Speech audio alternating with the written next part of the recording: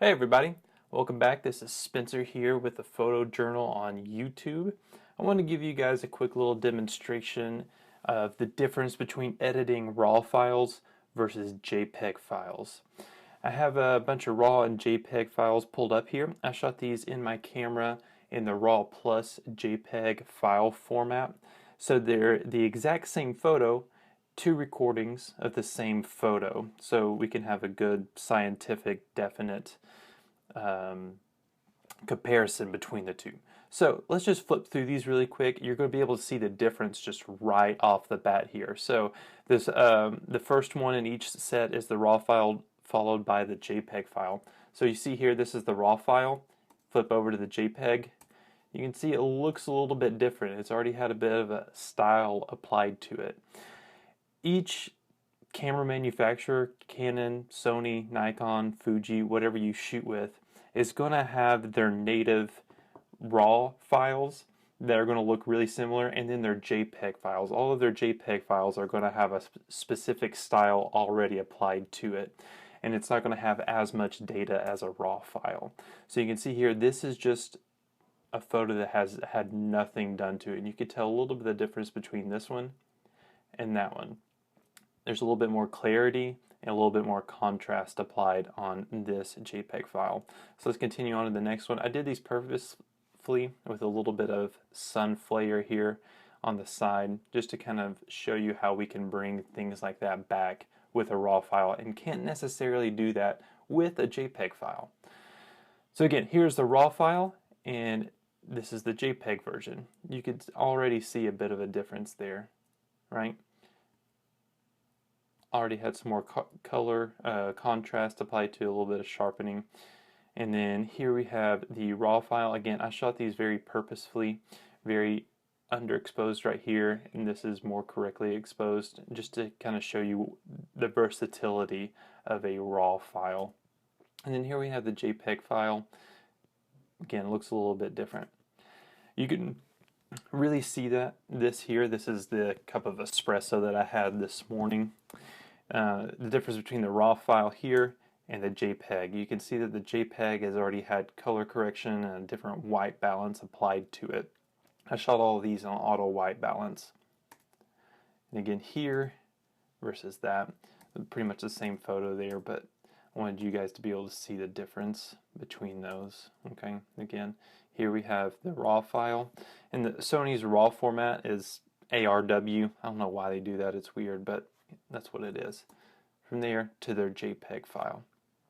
Alright, so let's look at what these look like whenever we're editing. So I'm going to edit these and then just apply the settings to the next photo.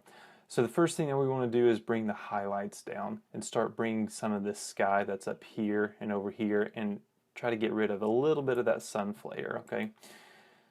So let's pull these highlights down. You can see we're getting some blue back in there, and that's what we want. Yep, looks like we had a bug flying there. Maybe I had something on my lens or my sensor there. We can delete those out just using the spot removal tool.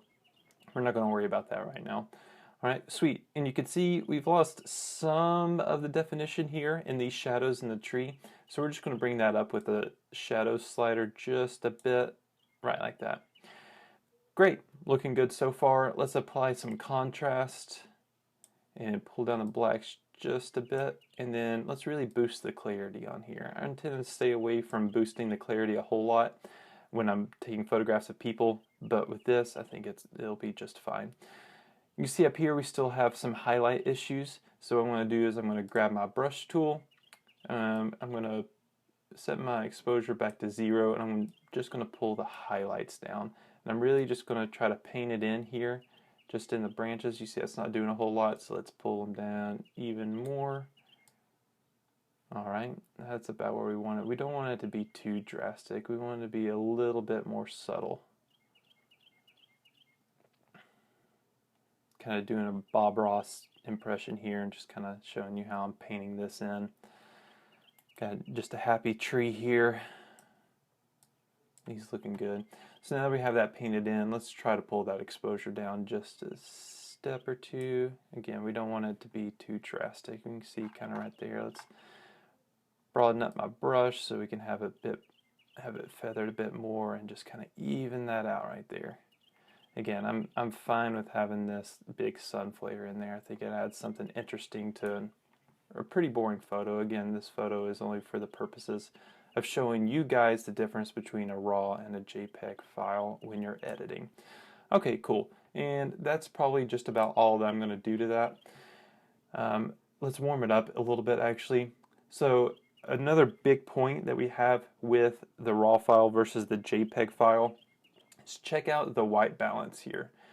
This is shown in Kelvin. Okay, you're not going to get that with a JPEG file. You're just going to have both your slider, your temperature slider and your tint slider set at 0, and you can adjust it from there. This gives you more of a true and accurate representation of what your white balance is going to be. So the white balance is pretty accurate there. I don't need to warm that up because we're going to lose something funky here in the sky. So let's apply all those settings to our JPEG file. We're going to select that, click Sync. We're going to uncheck the crop rectangle just because out of habit, it's always a good thing to do. We're going to synchronize that. All right, so all of the settings from our RAW file have been applied to our JPEG file. So let's take a look at the difference. Wow, that looks horrible. So look at these highlights up here. We haven't been able to bring anything back in this JPEG file, and for some reason there's a lot of spots up there. I'm not sure even where those came from. I think I must have a dirty sensor, but that didn't even show up over here. Okay, well I guess it did. But you see it a lot more whenever you click over here, and this is just gray. This is what tends to happen with JPEG files. You don't have as much data there, and so it can't really bring back those highlights. It can't bring it back to this blue. It's just going to kind of turn it gray. You look at the difference here in the shadows, and it just, I don't know, it looks off. It looks a little bit goofy, right? And the color balance is a lot warmer, and it just doesn't look as right as this does. So I hope you guys can see the difference there, especially when looking at the highlights and even the shadows. So we can move on to this one, and we can show you sort of similar to the same thing. Again, this is the RAW file that I'm going to edit here. Let's pull up our shadows, get those greens back. Look at that, it looks great. And again, I did these on purpose. I know it's not a very well shot photo. Did that purposely. So let's bring up our exposure right there. And we want this part over here to stay where it is. So let's start pulling up the shadows then. Looks great. And let's pull down the highlights just a touch, more than a touch, just right there. And blacks down just to keep that contrast up just a bit. And that's about where I want it. Let's warm it up just a touch, make that look really nice. Oh yeah, look at those greens coming through. I really like the way that looks for just kind of a random photo that I shot just outside my house. Okay, and let's boost our clarity before we do anything. Again, look here at our white balance. You see how I adjusted that?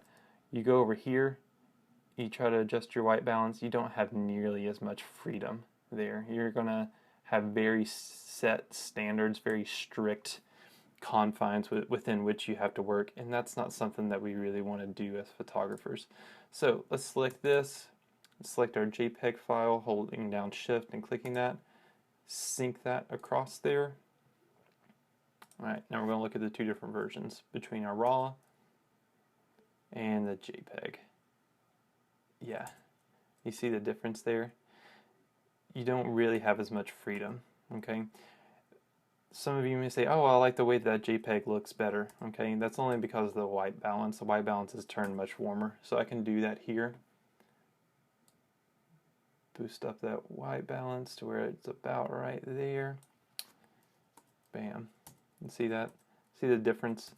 You have a much higher dynamic range with your RAW photo versus your JPEG photo.